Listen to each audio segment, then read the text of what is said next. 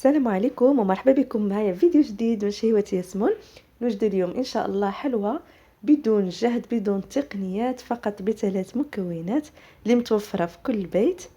غادا نحتاج ليها بيضة، 3 معالق كبار من شوكولا ديال الدهن اي نوع. انا هنا درت نوتيلا، وديروا اي نوع متوفر عندكم في البيت، ولا كانت هاد الشوكولا يعني منكهة كتكون افضل. نخلط هاد جوج مكونات مع بعضياتهم.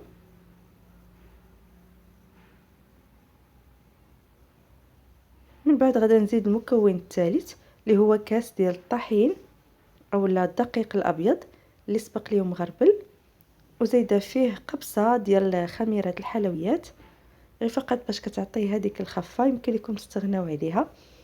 كنخلطهم حتى كتولي العجين ديالي كتكور بهذا الشكل.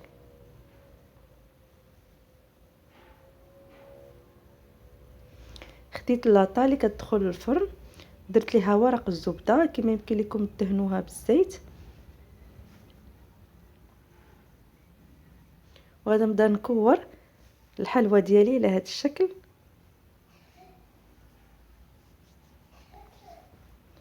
نستمر بهذه الطريقه حتى نكمل كاع العجين.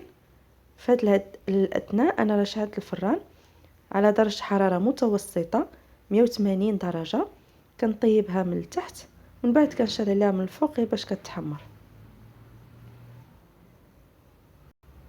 هنا خرجت ليا هذه الكميه هذه كما تشوفوا معايا.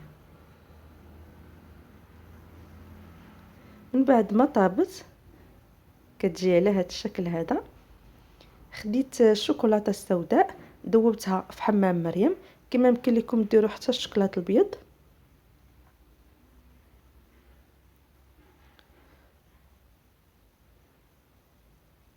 وكناخذ هنا الشوكولاته فيرميسيل وهي اضافه كنزيدها على الحلوى من الفوق كتزيين.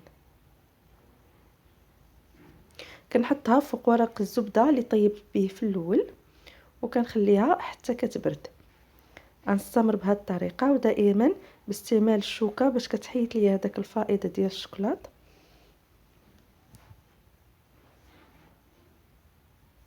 غنستمر بهذه الطريقه حتى نكمل الحبات اللي عندي كاملين ونتلاقاو باش نشوفوا شكلها النهائي.